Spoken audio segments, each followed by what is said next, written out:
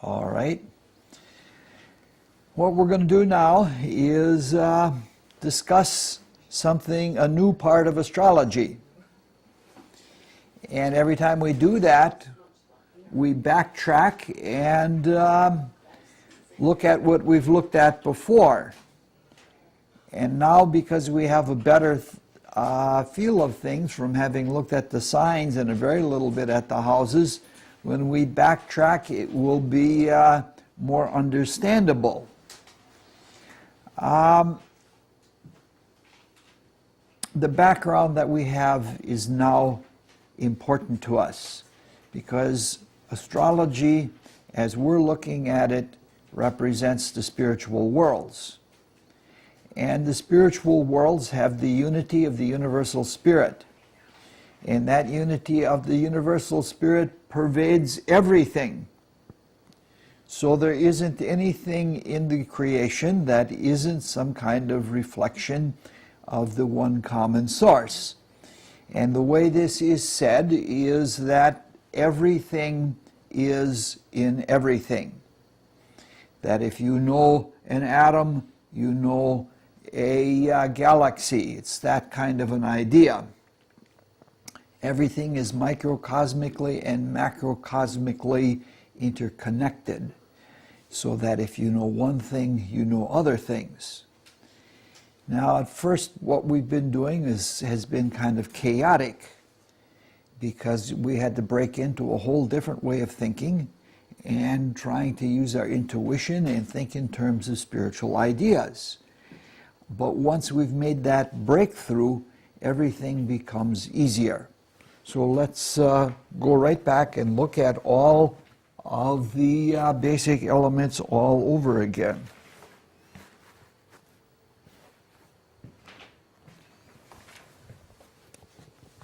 Sometimes I think maybe I ought to go to a radio mic, but I don't like the idea.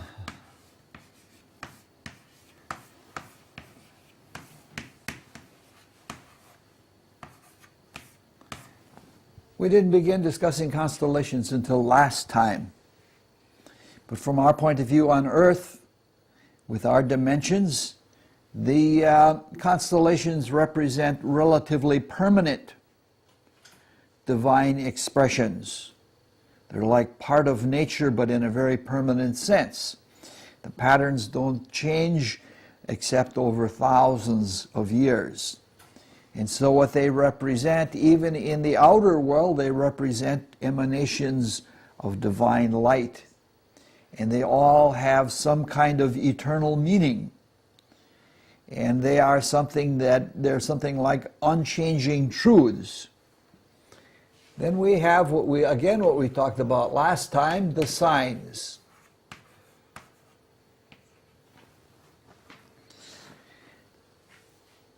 The signs, as we've been saying all along, are fields of attitudes. They represent flavors.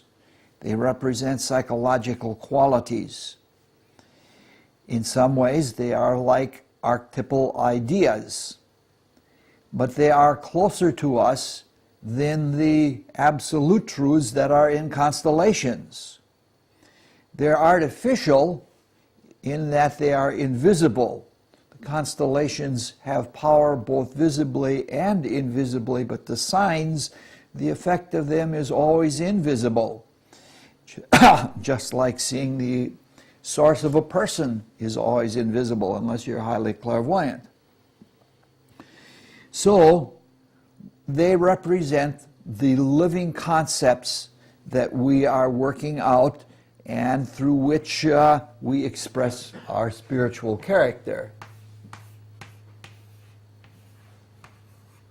Then we have houses. Sometimes they're called mundane houses. And in the same way that signs represent fields of attitude, houses represent fields of opportunity.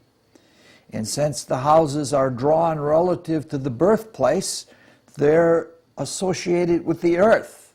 And they represent the opportunities that we have right here on earth to do the things that we do every day. like making money or building things or things of that nature. So they represent the structure and form of mundane experience. They represent the means to approach the outer world and do things in the outer world.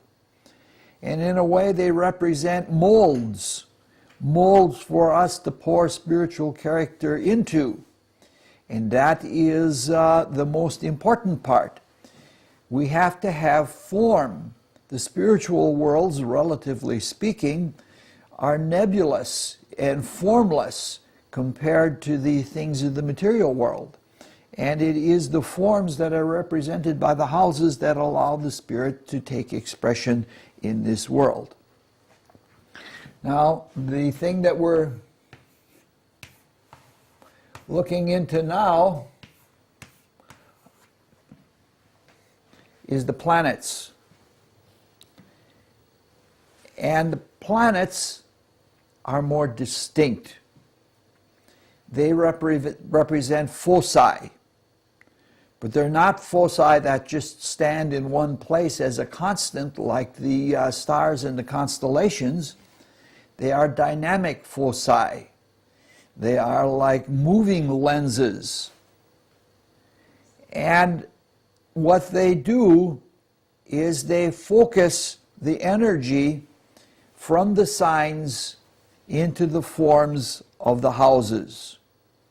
So they are the beings that manifest things or bring the spiritual quality of the signs into the mundane and material opportunities of the material world. Classically, the planets are called wanderers because they wander all over the heavens. In fact, there are quite a few myths, if you look at them in every culture, about the gods wandering among men, and those kinds of myths usually give you insights into the characters of planets. In Greek mythology, for example, it was usually Zeus and Hermes that went wandering together. So the planets represent crystallizing beings. They crystallize the qualities of the spirit into the world. They are also activators, and they are catalyzers, and they are precipitators. Now, astrologically speaking, what the planets represent are human qualities. But we have to be very careful about what we mean when we say human qualities. Most people think that the human being is this visible form. But that is our physical or biological nature. But on the other hand, our true nature, our true being, is as a spiritual being. We are the beings that know the truth. We are the beings that do the creation. We are the beings that are behind all of the changes that take place in our lives. And the planets are like that. They have a foot in both worlds. They have spiritual character, but they have definite foci in the material world. What was that? Foci. It means a focusing agent. Foci is the plural of focus. I suppose in modern English they say focuses, but my tongue doesn't like that so much, and I guess you might call me an old-fashioned curmudgeon or something of that order. So they have a foot in both worlds. They're partially spiritual like humans, and they're partially formal like humans. And as we go on into the examples, we're going to see a lot of that. In fact, we're going to take special note of that each time. Now, even though each of the planets represents a human-like state, it's not a human being as we are a human being. We are general. We have the whole zodiac in us. We have all the houses in us. We have everything in us. The planets do, but when they function as planets, they are specialists. Each one is an epitome of some particular type of quality. And each one of the planets is like an organ of consciousness within the general consciousness of the deity of our solar system. So, you might say Mercury is like the organ of concrete thinking. Mercury is a specialist in thinking. It may not be very brave, or it may not always have a lot of artistic talent like Mars or Venus, but it epitomizes the ability to think and to think clearly. Finally, the last thing, which we will get at toward the very end of everything, are the aspects. I've just vexed them because this is hidden from the camera, I guess. No, it isn't. It's just makes it. And the aspects represent the modes of activity. That is, when the planets are doing things, they have modes and ways of doing things, and those ways of doing things are what the planets represent. They are means to accomplishment. So the aspects represent tools and talents and techniques and methods and all of those kinds of things. Now, when we talk about planets, we get into one of the more unpleasant things about astrology, and that is that astrologers use the word planet to mean something different than the way that word is used in the general English language. And this is unfortunate because all of the things we call planets that aren't what astronomers call planets make us look like ignorant know-nothings. Moreover, it is confusing for some people to call the sun or the moon a planet. Probably the best term that you can learn to use is astrological significator. That represents something definite and that signifies particular astrological qualities.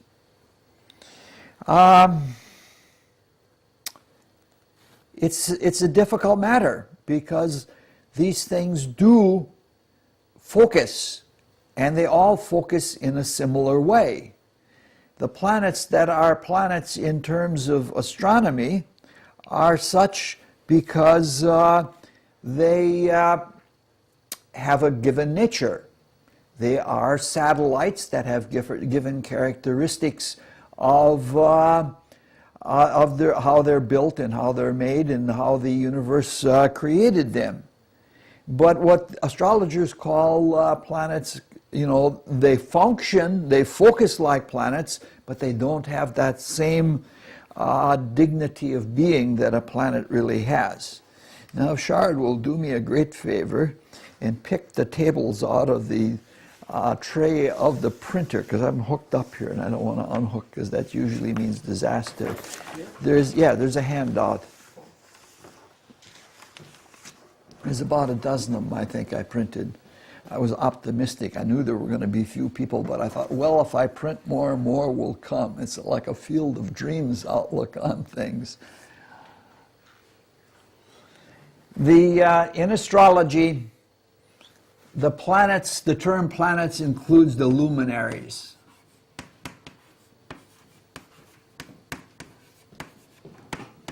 And that is the sun. Yeah, just pass them out. No, not that. That's not, yeah. Yeah, well, the first thing is something in Spanish. No, that's not. No, these ones, right? Yes, those. Yeah. The sun and the moon. Even though the moon is only a local satellite, it does, because of its being close to us and actually almost being part of us, has very high astrological significance. In fact, if you work with a horoscope and work only with the sun and moon, you can tell quite a bit that way. And there have been astrologers who have had very successful careers doing that. Then we have the true astronomical planets.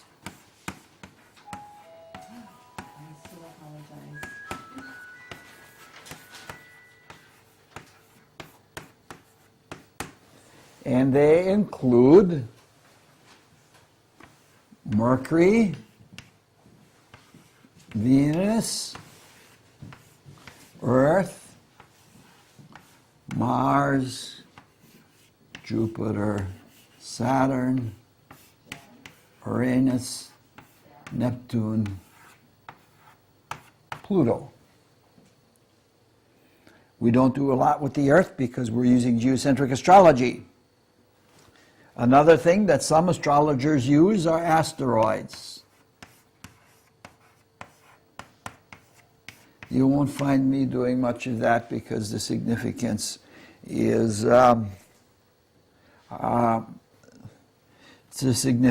minimal.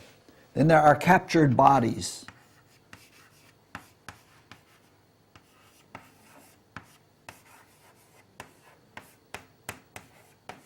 Such as Chiron.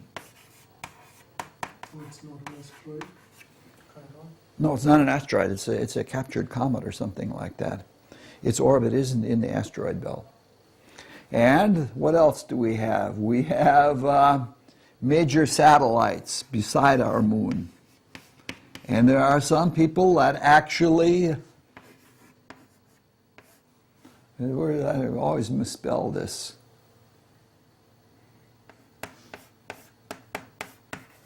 That how it's spelled? No, I can't. L-I-T-E-S, I guess. S-A-T-E instead of I. S-A-T-E. I'm a terrible speller. E-L-L? Mm-hmm. Okay. It's terrible to be able to spell the word only in one way. Yes. Such some people even use the 4 satellites of the moon. Then there are pseudo things. There are pseudo satellites.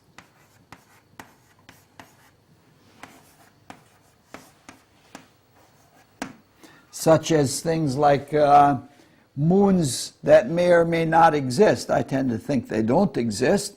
They're called Lulu and Lilith. People who study the Old Testament in various Kabbalistic books find that there are such things called Lulu and Lilith, and they think there must be something in the heavens like that. And then there are pseudo-planets.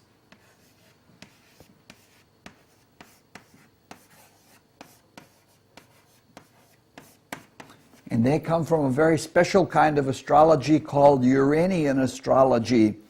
Sometimes it's called Hamburg astrology, and sometimes it's called witty astrology. And Whitty was a man who was in the First World War, and he spent his time in the trenches. And these rockets would come over, buzz bombs, I believe they called them, or something like that. And he tried to use astrology to predict them. And he somehow got war fever, and he was able to predict them, but they didn't always relate to the planets. And so he assumed that there must be other planets out there. And he got so that he could predict these things using these other planets, which may or may not exist, and he could predict quite accurately. And so he started giving, he even made an ephemeris for these other planets, and he gave them names, and he gave them qualities and everything else. And if you tell a Uranian astrologer that he's dealing with nonsense, they'll get furiously angry with you because they're absolutely sure of all of this. And then Neptune was discovered about 10 years after the First World War, and he said, see, I told you, but Pluto was discovered. He said, I told you that there were planets out there beyond Neptune. I told you all along. Unfortunately, Pluto was not one of their planets. And we know the physics of the solar system pretty well, and we can tell what perturbates what. And we've got huge telescopes out there, and we can point them out there to the points where the pseudo-planets are, and somehow we never seem to find any of those out there. I tend to think that they may be harmonics between other things. I don't think that the people are crazy. So I call them dynamic harmonics. And then there are things that when you're out on the desert that you do. There are Arabian parts and points.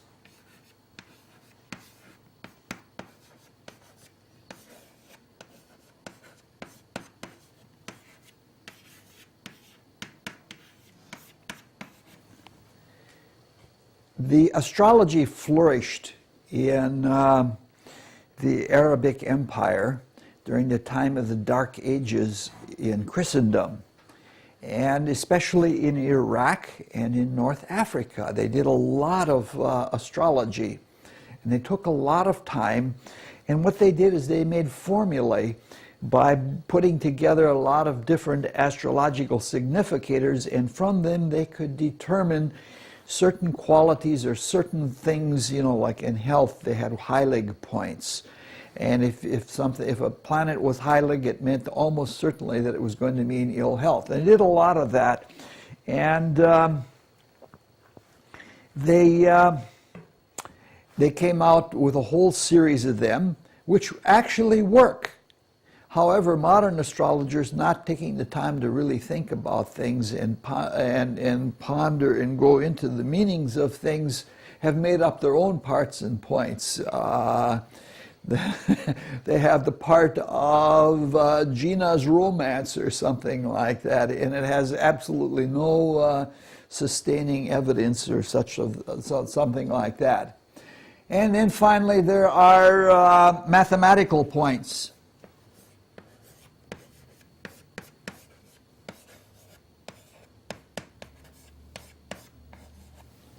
Meaning to say that the midpoint between any two planets is a sensitive area.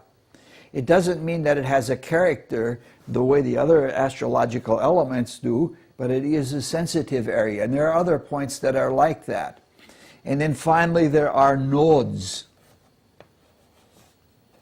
If you got some black chalk, you can probably write it on the edge of the aluminum. Well, if I go over there, it's too far away from the camera. Nodes are where the planets cross the ecliptic going north and south. And there's been some excellent research that substantiates node study very well. Now, all of these things are things that are used by some kinds of astrologers, some more than others. We're going to use only the most simple things. We're going to use the luminaries and the astronomical planets.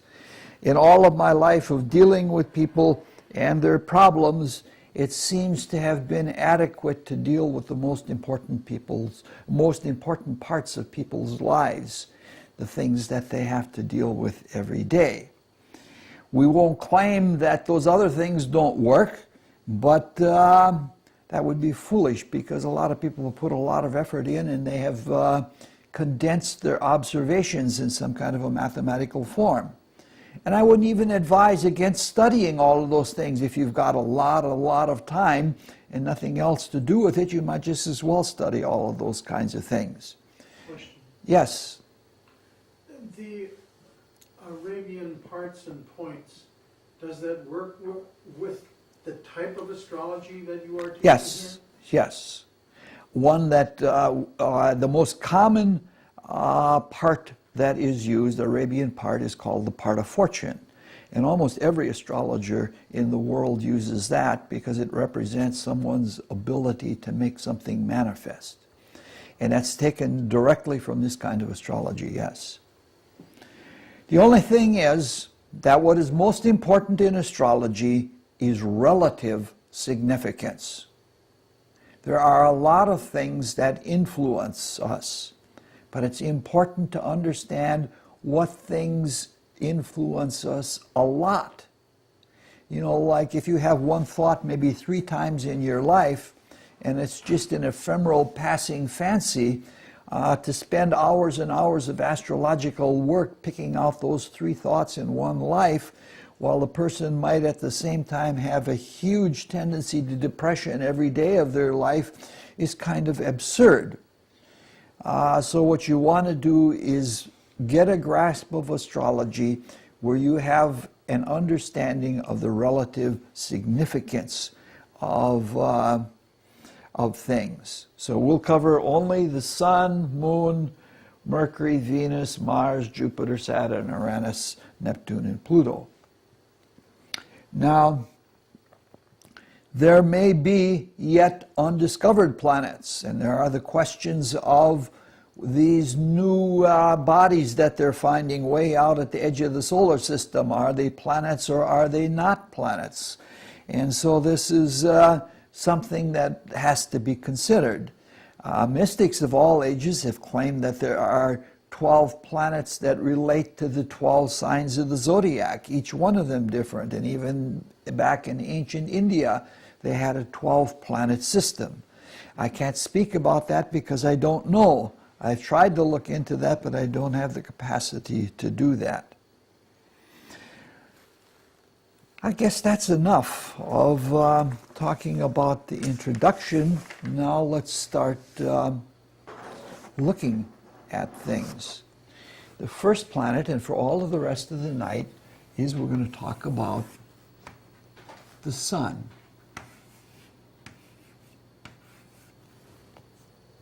Next week, we're going to do something we very rarely do. We're going to do a double header next week. We'll talk about Venus first, and then we'll have a break to reload the electronic equipment, and then we'll do a separate talk on Mercury. And we'll do 2 planets in one night, because otherwise we won't get done by the end of the year, and we may have to do that on a later occasion. The things that we want to look at, we'll use a regular format just like we did with each of the signs. And the first thing that we look at when we look at any planet is, what is it a personification of? And what the sun is the personification of is of great importance. It is the personification of the center of all things. It represents a state of being around which everything else rotates. Everything has its center. And it's in the center that is a very important center. It is the center of basic being. The sun is basically light. Yes, it is a plasma, and it has all of those qualities, but basically it's pure energy. There's nothing solidified in it as there is in every one of the other bodies that we talk about, planets and asteroids and things like that. So the sun is an epitome, just as everything else is an epitome. But the sun is an epitome of central light, and it represents a light of consciousness within which everything else functions. This is one of the reasons why most people relate to astrology in the way that they do, because they take only that central thing which they can relate to and where it is in the signs, and then they have that for itself. So if each planet is an epitome, that is one thing by itself all alone, the sun is an epitome of enlightenment. But even more than that, it is an epitome of self. When you see the word sun, it's almost important to rivet in your consciousness the word self or ego, because that is one of the difficulties in working with the sun. The sun is the focus between these outer worlds and the inner worlds, which are pure light. And therefore, the sun has 2 natures. One part of it is spiritual light, and the other part of it is being the center of things and being the luminary of all things here in this material world. So in the high sense, any time that you look at the sun, you can say self with a capital S. But it is equally valid to say ego with a small e. Everybody's interested in himself, and that's another reason why sun sign astrology is so popular. People want to be self-centered. They want to look at the center of their being, and that's what's most important. Now, compared to everything else in the heavens, the sun is obviously the most obvious. When the sun is out, you can't see anything else. Sometimes in some phases of the moon you can see the moon, but when the sun is there, it's the center of everything.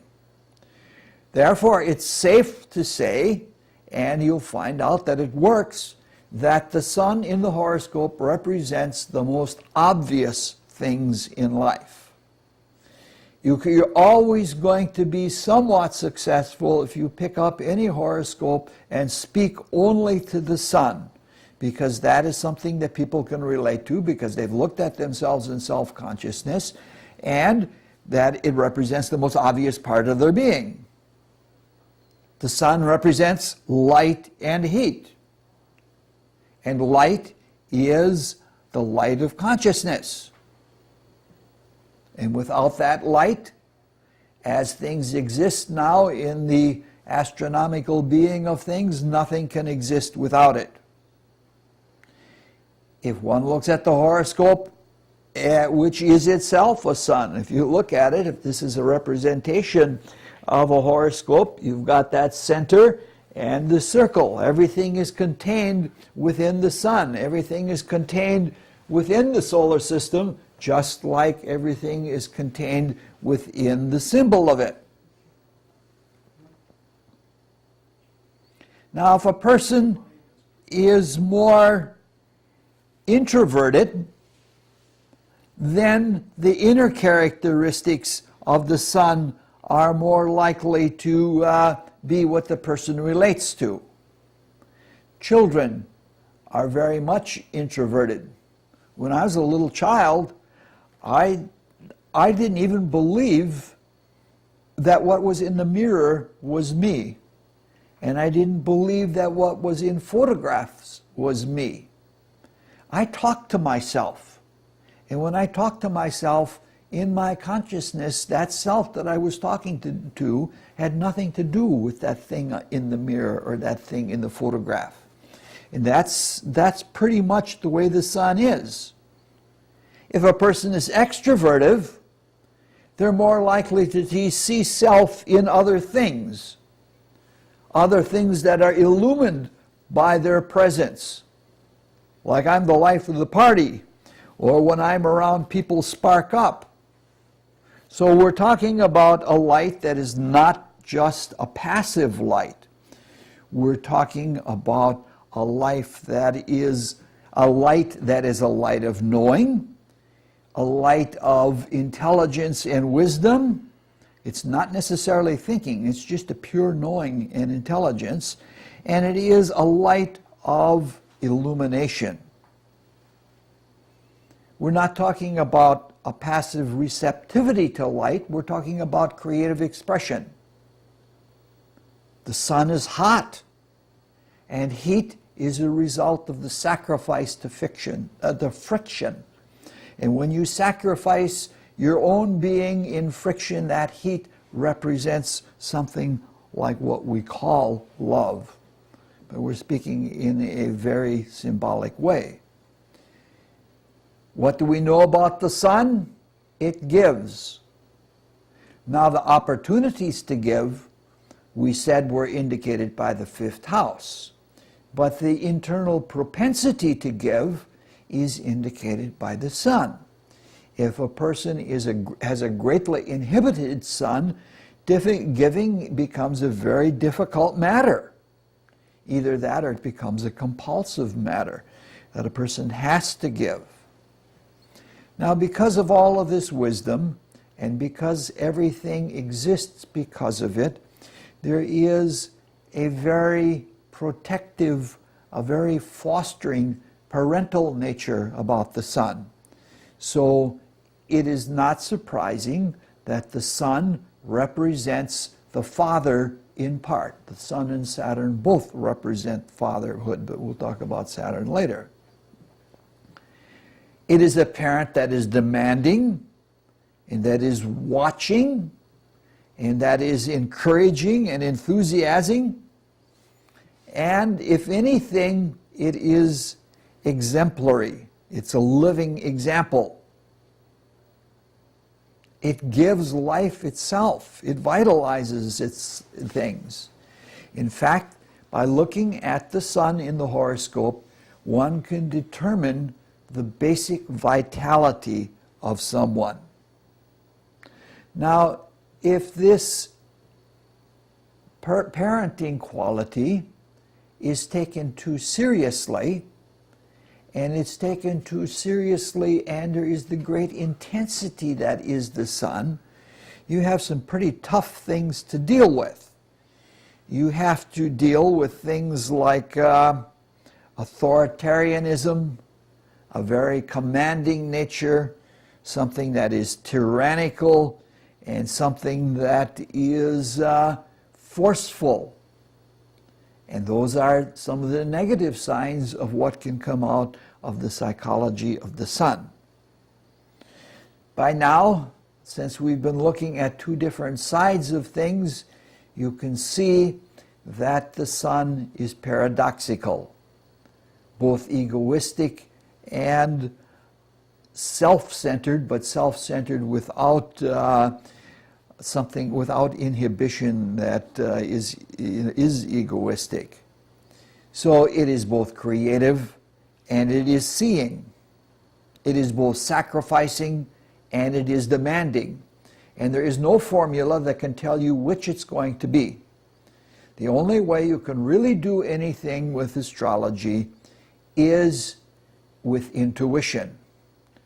After a while, after looking at many, many horoscopes, you get a sense of what something means, but still you're better off if you rely in each and every occasion that you look at a horoscope, if you rely on intuition.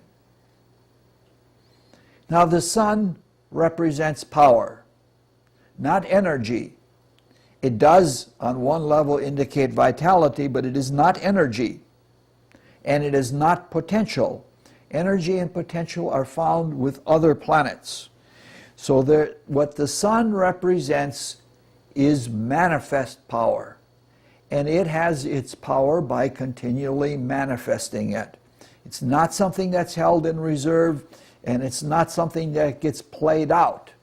Potential, power as potential is held in reserve, and power as energy is what gets played out. This is just a constant presence of power. Therefore, if you look at the sun, you see the will to power. How willing someone is to do something or to express will is indicated by the sun.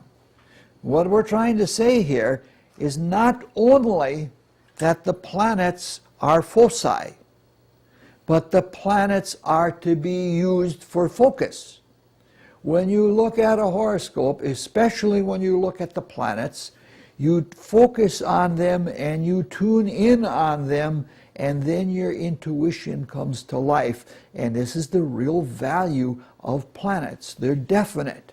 They're something that you can put your consciousness on. The signs are so big and so universal and so unlimited in their spiritual qualities. They are universal ideas that you can't hang your coat on them. But with the planets you can, because you have something extremely definite and something that is very, very clear cut. All right, so we've looked a little bit at the will to power.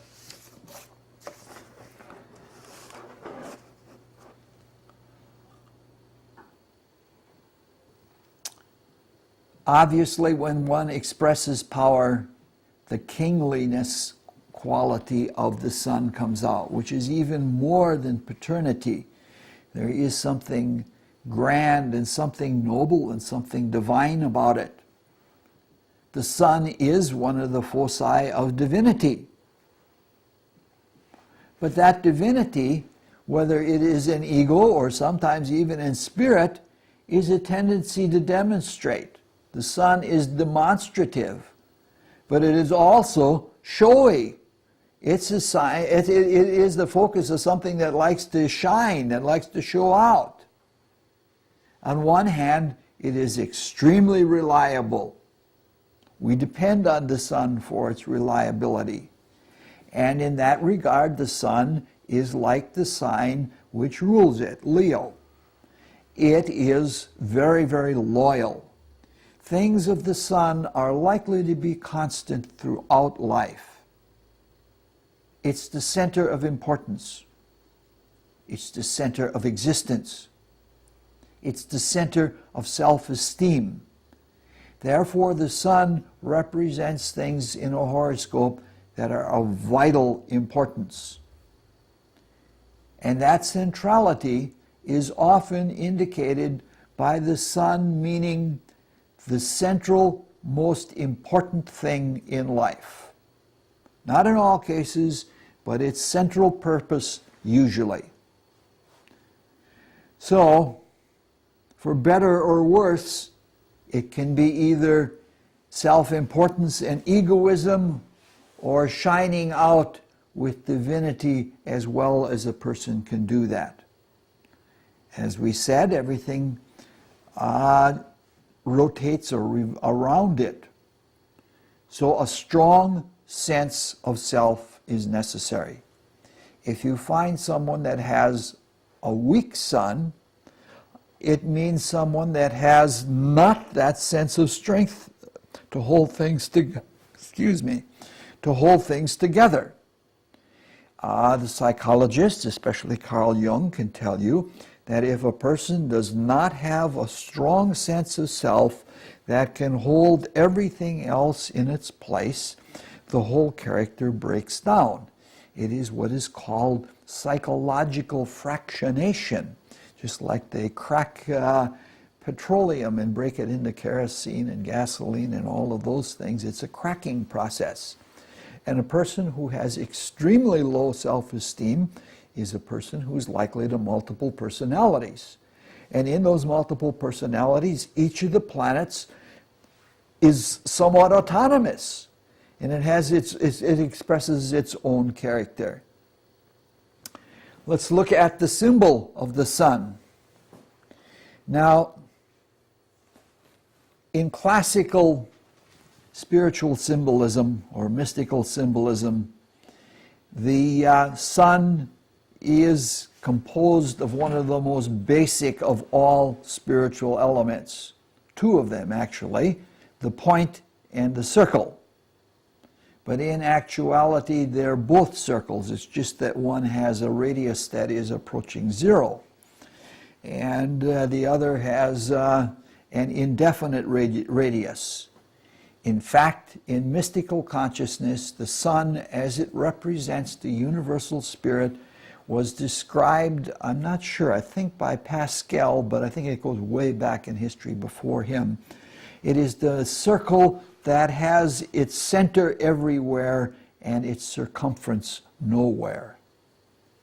The spirit is boundless, timeless, without beginning and end, just as a circle is without beginning and end. So this is the divine golden egg. The sun is more than the dot we see in the heavens. It is the entire lit up solar system, because that is its light before it gets attenuated by going into interstellar space. If we take the visible, you can't look at the sun because you'll blind yourself. So this is very much what the spirit is like. There is an intense focus at that center of the whole solar system that is so strong that it is overwhelming.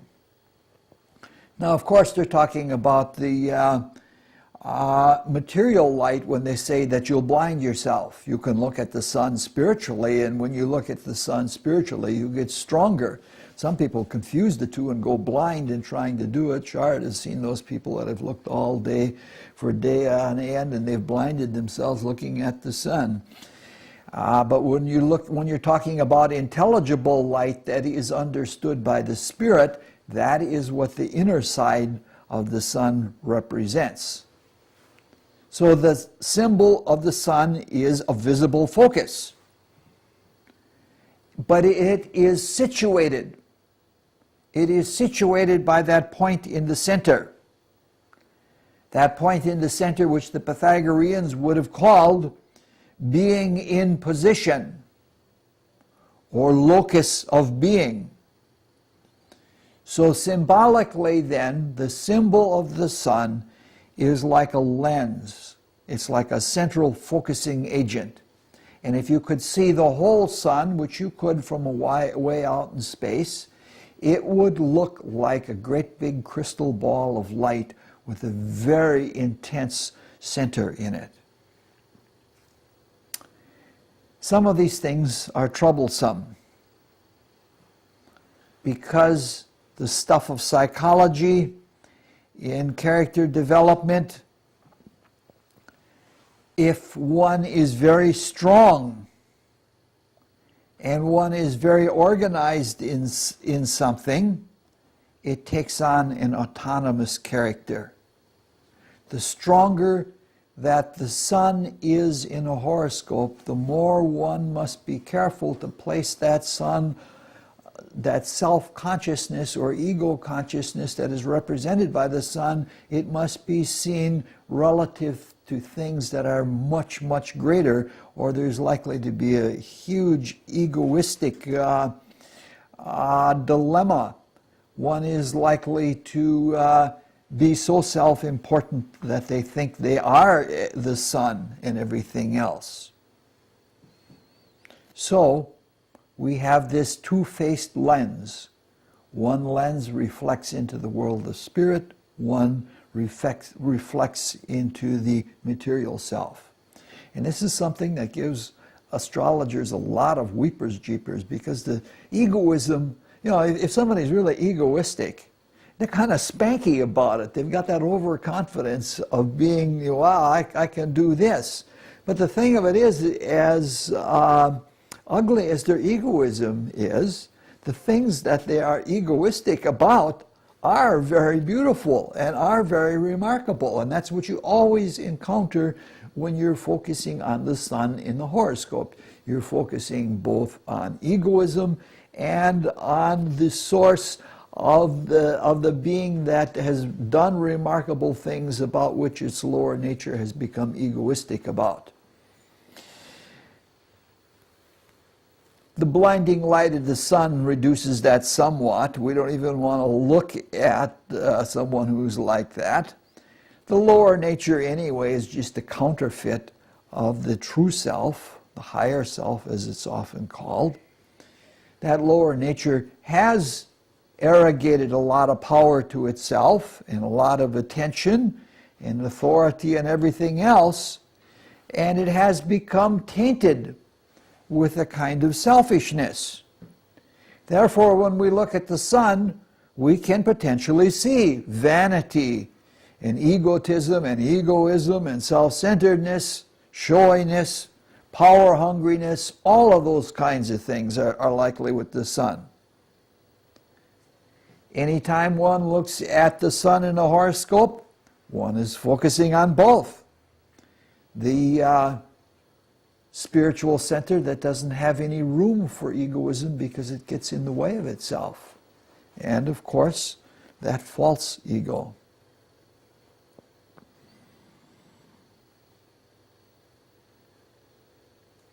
It requires a lot of discernment, and it requires the ability to face both at the same time.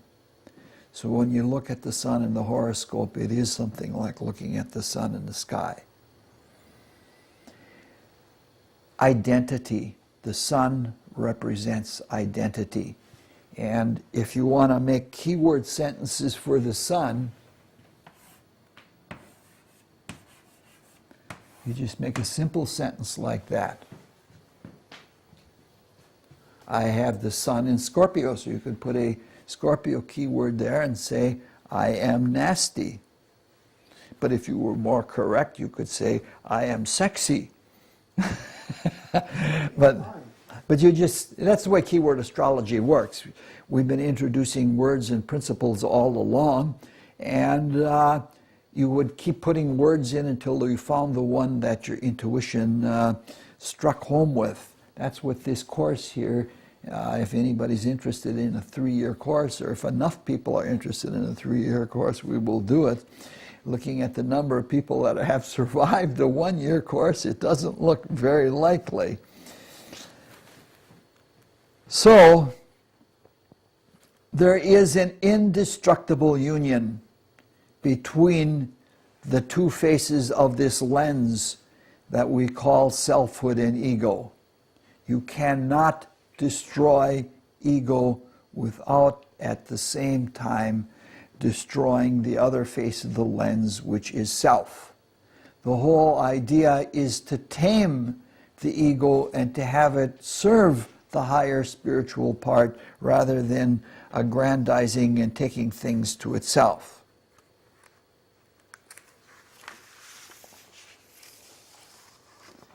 Myths of the sun. There are many, many. There have been a number of books that have been written that demonstrate that there are a huge number of myths that are solar myths. So we're going to only just talk a little bit about a few things. When we were talking about the signs of the zodiac, we were talking about the children of Jacob as being the 12 children of Jacob, or Israel, and later becoming the 12 tribes of Israel. Jacob represents that patriarchal son figure that is the source of all of them. Jacob had 2 wives, and he had children by the handmaiden of each of those 2 wives. So in effect, he had 4 wives through which he had children. And that is also an astrological allegory. If the sun is represented by Jacob, the 4 major phases of the moon, which are clearly discernible with the naked eye, represent the 4 wives, and they represent successive stages of something being born or successive sources of things being crystallized. And so this is a statement then of the centrality of the sun. In Greece, there were a number of sun gods. First there was Apollo, the golden boy. He was brilliant and he was beautiful. He was the son of Zeus, meaning to say that that focus of self is the focus of the universal idea of self, which is what Jupiter as the ideational mind and source of all ideas is about. He was a 7-month child, meaning to say that it was a spiritual manifestation and it didn't require all of the stages of coming into the earth. Apollo was a twin. He was a twin to Artemis, and Artemis represented the moon. And do you know that over the average of all things, the size of the sun in the sky is exactly the same as the size of the moon in the sky? A lot of things depend on perihelion and aphelion and perigee and apogee, but on the average, they both are approximately 1/2 of a degree in space. He was the son of Leto, who was a nature nymph, a nature nymph that represented the ether, or the source of energy that gets focused into becoming light. Apollo slays Pythias, and that's what this serpent is here on the wall. It's not completed, but it's usable. He wrestled with the great python for an entire year. meaning to say that the self, which is the sun hero, wrestled with each of the trials and tasks of each of the signs of the zodiac. And when that year was over, Apollo became Apollo Pytheas, who sees all and knows all. Meaning to say, if you have overcome all of the different segments of the snake, if you have overcome all of the spectral differentiations of the one light, then you can become the one light that focuses through everything else. Apollo plays on his harp or his lyre, and which has all of the planetary notes to it. He's always perpetually youthful. That's the nature, even in terms of the physical sun itself as a plasma, as a plasma imploding on itself again and again. That is the quality of the sun. The sun, as Apollo, is a god of healing, and the father of all of the healers, or the saint to all of the healers, such as Aesculapius.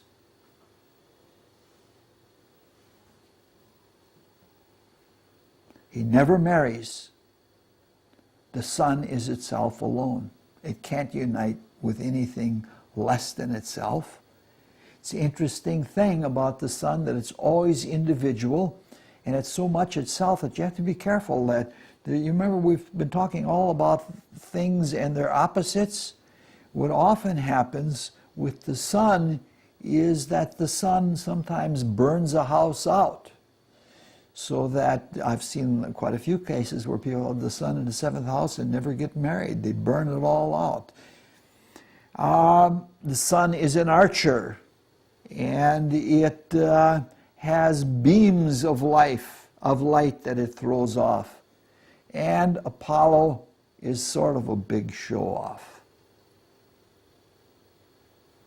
I don't know if we got time for a story. We'll tell. I'm not in a real jocular story mood tonight, so we'll tell it at another time. The older generation, the Titanic generation of the sun gods in Greece, was Helios. He was an elder who rode his blazing chariot across the sky every day, and it's the emblem of effulgency and the power of will. He's also overconfident. He burns things up sometimes with his character. The sun is like that. If you express yourself too strongly, you burn people out, just the way the sun burns out a house in the horoscope.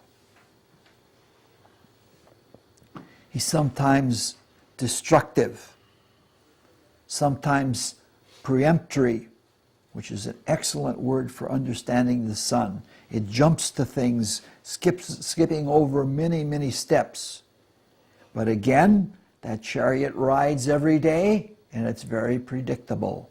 The sun usually represents reliability. Helios is also sometimes cranky, which is the way the sun works later in life for someone. In Norse mythology, the sun is represented by Balder, who's again the most beautiful and lovable of the gods, and again a god of eternal youth. Balder gets reborn each year and gets reborn out of a fountain of youth. So there is this same quality of rejuvenescence. The ability to come back after you've tired out and you've burned everything out is a quality of the sun.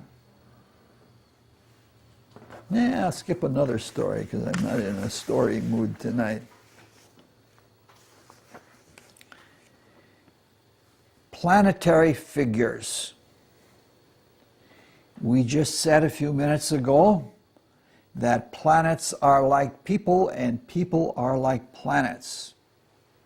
Biologically, we're like the animals. Spiritually, we're like the gods.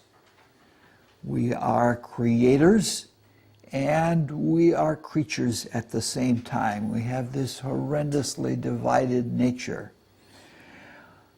So planets then, each of them as specialists, represent special people in our lives.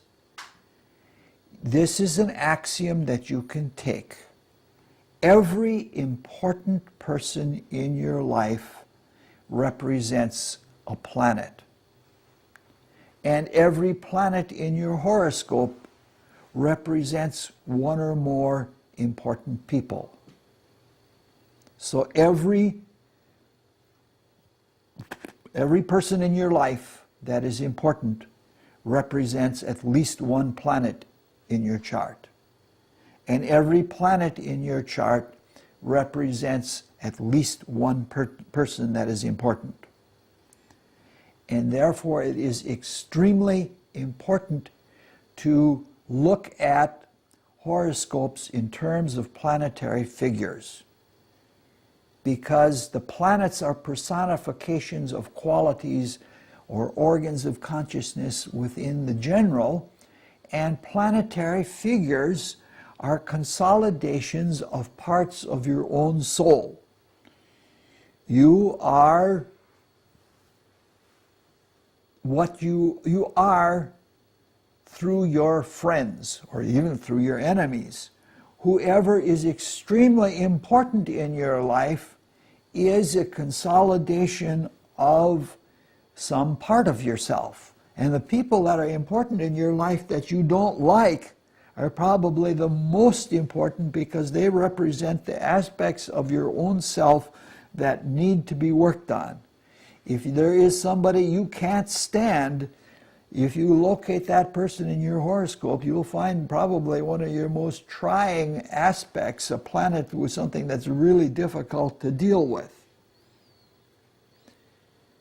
So, what we want to do when we look at each planet as we're going through the planets is we want to look at each planet as representing one or more people or types of people. We can't list them all, but we'll list the ones that are important. Obviously, for the sun is self. And your relationship to yourself is indicated by the disposition of your sun. My sun is involved only with an octave planet, a hidden octave planet in the 8th house. And therefore, for me, I relate to my sun as something hidden or something internal. I have the sun in the 2nd house, which indicates that I'm greedy on my birthday. I want all those presents. But those are things we all work with. So we're talking about the divinity within. And the more you cultivate the divinity within, the more you consult yourself, though they might cringe at it, exactly as the Orthodox Christians say, what would Jesus do? If you do that with yourself, that's how you relate to the sun, or what the sun represents in your horoscope. And what the sun represents in your horoscope shows how you can become yourself. For me, I become myself or talk to myself by being a devil's advocate. That is, by being the contrary, somebody who's always opposite. Since the sun is the center of everything, there's something in your own self-being that is the source of power for everything else in your character. Other people who are indicated by the sun are agents to self-consciousness. There are people that when you're around them, you are automatically self-conscious. And that self-consciousness, some people feel very uncomfortable. To be around their solar person makes them feel uncomfortable with themselves, because they're seeing how much they have neglected of their own being and how little they are aware of themselves, and it isn't until they're around somebody who is aware of themselves that they become self-aware. is very, very important. So agencies to self-awareness, even if they're self-inadequacies or if they're agencies to recognizing personal vanity or anything like that. Another kind of individual that the sun represents is authority. There are some people that are in your life that just because of their being, and they may not be that for everyone, they are authorities in your life. They have power in their own being to influence the way you look at things. Now, sometimes these are people who dazzle us. If you happen to have a dazzling sun, that's important. Sometimes they are self-made people, because self-made people carry their authority within them, and not necessarily because of any recognition in the world, as one would find with the 10th house. And usually people who are authorities are people of strong character, good or bad. And sometimes these authorities are empty. We've all had straw bosses and we've all met paper tigers. Either of those could very well be a sun person. Central figures. The kind of person that when that person is actively in your life, everything else is spinning around that person. I worked for a group of physicists, the majority of which were Aries people, but the central figure was a Leo figure. And when he was around, things were going. They weren't going off on the Aries thing of let me show my strength and energy. Things were central to that person, and things started to happen. And it had to have been in Aries. You wouldn't find something like that happening with a Virgo or with a Pisces or somebody like that. In some cases, vitalizers. I had a vitalizer, a person who could take cramps off of my legs with magnetic healing and then give me a charge of energy. And he happened to have the sun in Scorpio, which is where my sun is. It's a literal, not necessarily a figurative, though it can be figurative, I suppose. But people who vitalize. Fathers and father figures together with Saturn. That is the person who you loved and who loved you from the very beginning, and because of that relationship of molding you and guiding you and disciplining you and doing all of those things, that person is automatically a father figure and is automatically authority whether you like it or not. If it's positive, it's someone you want to grow up to be like. If it's negative, it is someone that you do everything in your power to not be like. Of course, if you look at the sun too much, you are captured by the sun, and if you don't like that figure and continue to look at that figure, you become like that figure. Mature men. That is to say, in general, across many horoscopes, older men, not aged men, but older men, are indicated by the sun. This is especially important in a woman's chart, because in a woman's chart, the sun is not so overtly active. The moon is more overtly active in a woman's chart than it is in a man's chart, but men, mature men who bring out that self-consciousness are extremely important in a woman's chart. Do women marry their fathers? You can't say it as a general rule, but often that's the case. Mature men represent positivity. They don't just represent youthful energy that burns itself out, but they represent something that is assured, something that's been around long enough and it knows itself well enough so that it can accomplish things. That's what the sun as mature men represents. Not always, but the sun usually or often represents the strongest person in your life. And if you think of one person who stands out above all else, the one that just because of their strength of being, at least to you, causes you to identify with them, that is what the sun is. Together with Saturn again, the sun represents people who help you to be conscientious, to be ethical, to be intuitively working toward character building. Colors.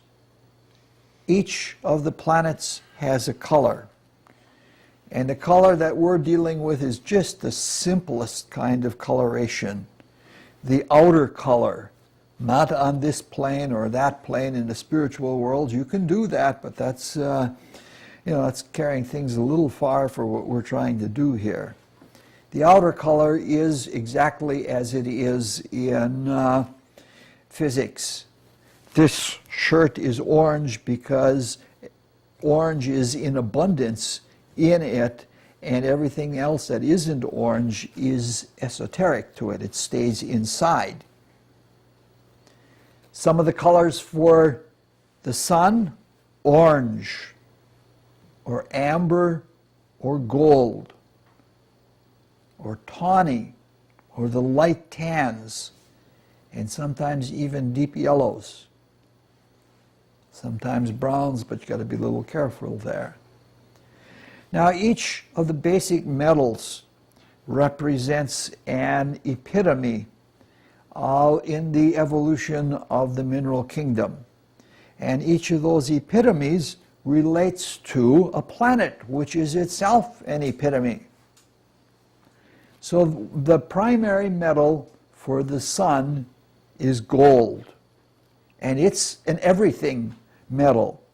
It's conductive, it's ductile, it's malleable, it's dense, it forms crystals, it's inert, meaning to say almost inert, it's self-sufficient.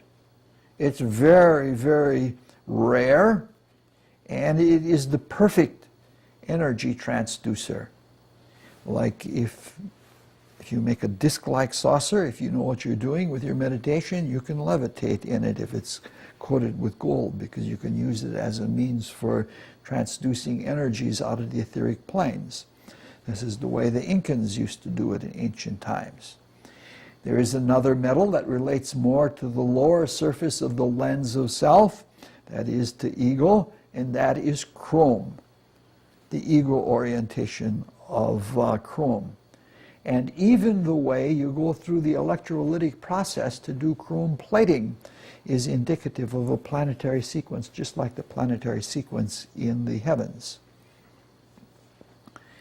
Let's talk a little bit, we'll be very brief about these things, just to introduce the whole idea. Plants, trees, and foods. Among the trees and plants, laurels, which have always been associated with victory, are associated with the sun. Bay leaves are associated with the sun. The sunflower, the dandelion, and the celandine. Foods, honey. Some of the citrus, and most antiseptic herbs, especially something like golden seal.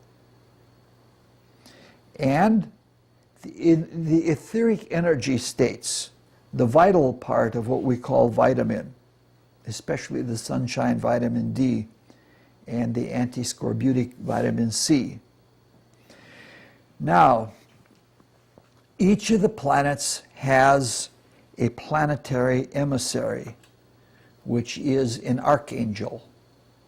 In the same way that we are one step above the animals and two steps above the plants and 3 steps above the minerals. Ahead of us, 1 step ahead of us, are the angels, and 2 steps ahead of us are the archangels. And the archangels work through the desire world. And the desire world is where all of the astral or desire forces work that are the basis of astrology. Therefore, there are archangelic planetary emissaries from each of the planets that assist us in our life if we want it and if we're capable of utilizing it. And the archangel for the sun is the archangel Michael. Therefore, if you take Sunday at exactly sunrise, and if you need to solve a problem about your selfhood or how to overcome your egoism, it is important to exactly at sunrise on Sunday to be focusing on your problem and asking the help of Michael. And it will speak inside of you just as your own voice. It doesn't come into your body or anything like that. It speaks through you. There is something within your spiritual being that can resonate to other spiritual beings, almost the way a tuning fork will resonate to another tuning fork. And the same thing happens if you are pondering inwardly with Michael in mind. In anatomy and physiology, the planets have more to do with physiology than anatomy. The signs of the zodiac have more to do with anatomical structure, but the active use of astrological agencies is more like the planets. The heart is ruled by the sun as much or more as Leo is. When we say that he gave it a heartfelt try, we're talking about somebody who has done something sincerely and all out. The flexibility and the fortitude of the spine are indicated by the sun. Together with Neptune, the spinal fluid, not only the physical part of it, but the spiritual part of it. The eyes and vision are ruled by the sun, especially the right eye in a male and the left eye in a female. And the spleen as a gateway for energy coming in and a gateway for the destruction of red blood cells on the way out. If you look on the handout, you will see that there are a number of benefic there are a number of characters or special stations of planets or special qualities. The sun is considered a benefic planet. Light is ultimately always positive. Given all things being neutral, the sun is likely to do the good thing or the right thing or to work for the positive of things. Richard? Yeah. It looks on here like the sun is a variable. Yeah, sometimes it's seen as a variable, but it truly turns out to be a benefic. Okay. I didn't. Yeah, it's good point to bring up. It's a masculine planet. It's assertive. It's outward. It's active. It is a diurnal planet, meaning of the day. It is the ultimate diurnal planet. Warm, even hot, dry, and outward. It is a dynamic planet.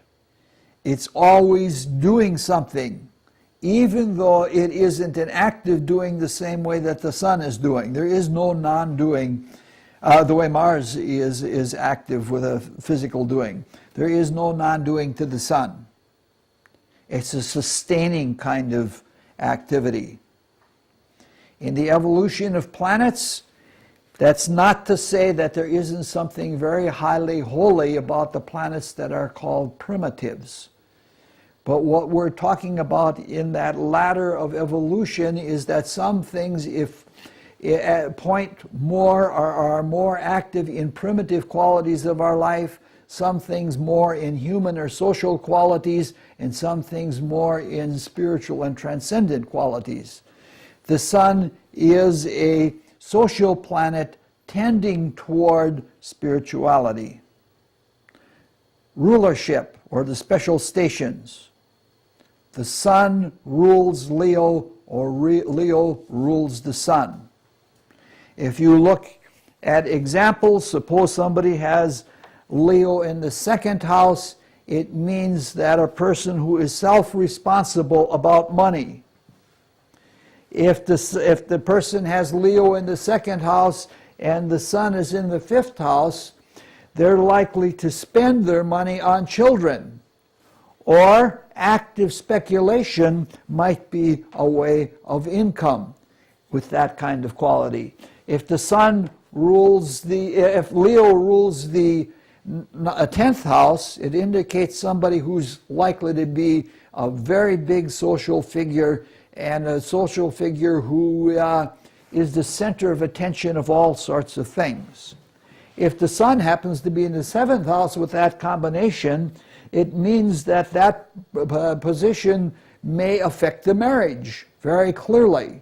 Like there might be some kind of social scandal that breaks up the marriage, or the marriage partner may be the one who leads to the dignity in society.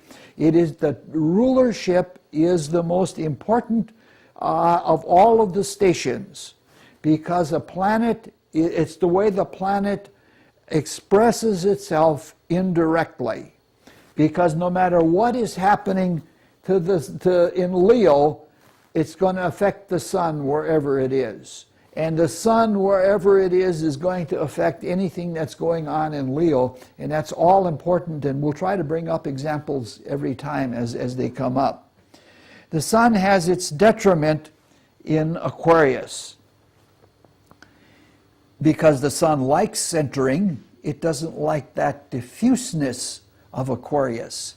That is the attenuation of the light. It gets spread out all over the place. It's uncentered. The sun has its exaltation in Aries. And in the exaltation, a special quality comes out. You can talk about all of the specific stations by looking at an animal. For example, since we're talking about the sun, let's take a solar animal.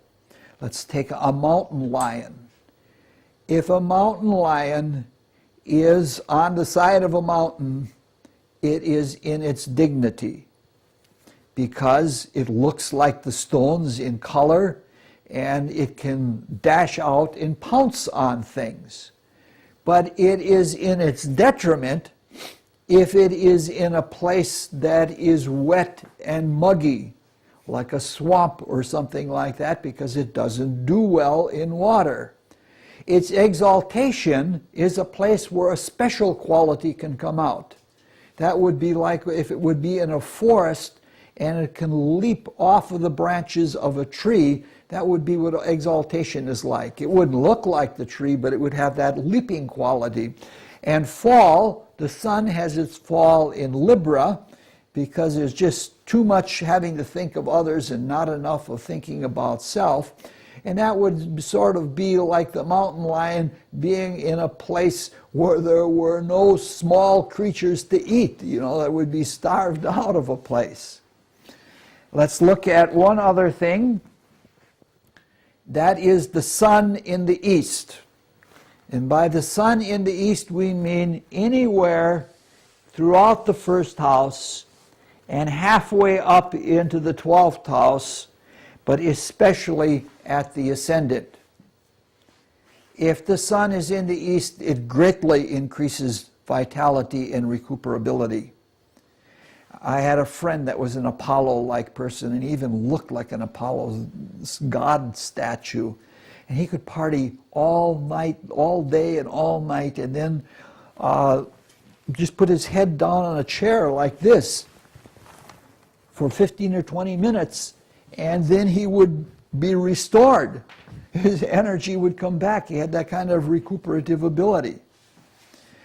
When the sun is in the east, usually it helps the body to be in greater or more perfect proportion. There's enormous stamina, endurance, and usually there's a unified direction of the whole character. It's a purposeful character, especially if the sun is right near the ascendant, because the sun represents the inner being and the ascendant represents the outer being. Then there is complete concord between the inner being and the outer being, and they're both working to the same end, and that is that undeniable purpose. Sometimes when the sun is in the east, there's problems with the eyes. And sometimes it is as though there is a cataract over the eyes, even if there isn't a cataract over the eyes. I don't know how to say it. The sun in the east tends to increase the size of the body, but not always, and it is not really much. The one thing that it does seem to do, it does seem to increase the size of the chest cavity. There's more relaxation, and that relaxation is due to self-assurance and optimism. You don't find many people who are meek who have the sun in the east. If it's especially in the first house, it is a self-made person. You've heard about the self-made man who is in authority because he did it on his own. That's very often the sun in the first house. That's something you can almost bank on. It turns out that way. And the sun in the east usually tends to sustain youthfulness well into life, more than for most people. And that's all I have. Yes? You said something, I must have kind of missed it, but I caught the tail end of it. Something about meeting your solar person. Yes. What was that? Well, if you meet someone that makes you extremely self-conscious of who you are, one way it can happen is you're around someone and that person makes you're very much aware of how little you have done to become yourself or to be yourself. Sometimes you're around such a person and you say, wow, that's what I always wanted to be inwardly. So when you understand your essential self through that kind of person is what the sun represents. Okay, and then the other thing deals with this. Yep. You don't have the planet Uranus along the side here. Oh, I don't. I may have an error in there. I may have to correct that. Because you've got octaves as Pluto, and you've got spirituals as Pluto, and I don't have Neptune and Uranus in you've there. got Neptune as transcendentals, and that's it. Oh, that's all three. That's that whole sector, everything above the line there.